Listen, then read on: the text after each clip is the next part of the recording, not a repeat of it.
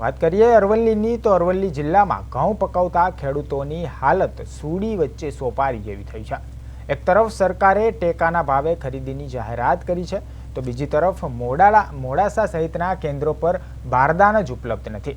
નોંધણી કરાવનારા હજારો ખેડૂતોમાંથી માંડ 5% ખેડૂતોના ઘઉં ખરીદાયા હોવાનું સામે આવતા તંત્ર સામે સવાલો ઉઠ્યા છે। અરવલ્લી જિલ્લામાં ચાલુ સિઝનમાં 87,000 હેક્ટરમાં ઘઉંનું મબલખ વાવેતર થયું હતું, જે પૈકી આશરે 4100 ખેડૂતોએ ટેકાના ભાવે વેચાણ માટે સરકારમાં નોંધણી કરાવી હતી, પરંતુ વહીવટી તંત્રની અણઘડ વ્યવસ્થાને કારણે અત્યાર સુધીમાં માત્ર 218 ખેડૂતોના ઘઉં જ તોલાઈ શક્યા છે। મોડાસા ખરીદ કેન્દ્ર પર છેલ્લા ઘણા સમયથી બારદાનના અભાવે ખરીદી બંધ જેવી હાલતમાં છે।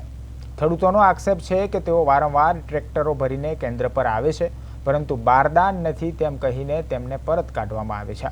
તો બીજી તરફ ખેડૂતોને કિસાન ક્રેડિટ કાર્ડના નાણાં ભરવાની અંતિમ તારીખ પણ નજીક આવી રહી છે। જો ઘઉં ન વેચાય તો તેઓ નાણાં ક્યાંથી લાવશે અને તે પ્રશ્ન છે તે ખેડૂતોને હાલ સતાવી રહ્યો છે।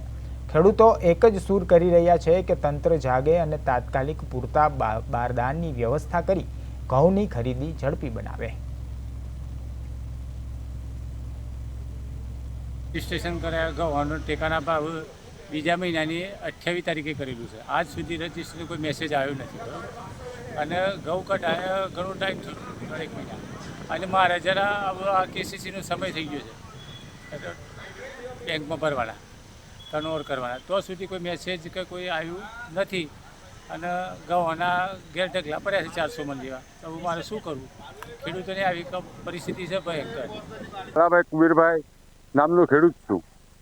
હવે અહીં આપણા ખરીદ કેન્દ્રમાં માલ લઈને આવીએ છીએ, પણ આવીએ એટલે સાહેબ ઉભા છે આજ તો બારદાન નથી, એટલે અમારે ખોટો આખો દાડો બેસી રહેવું પડે। બારદાન આવે વળી 1-2 ટ્રેક્ટર તોલ હોય, તો આ બારદાનની જોગવાઈ જલ્દી થાય એવી કોશિશ કરો તો સારું।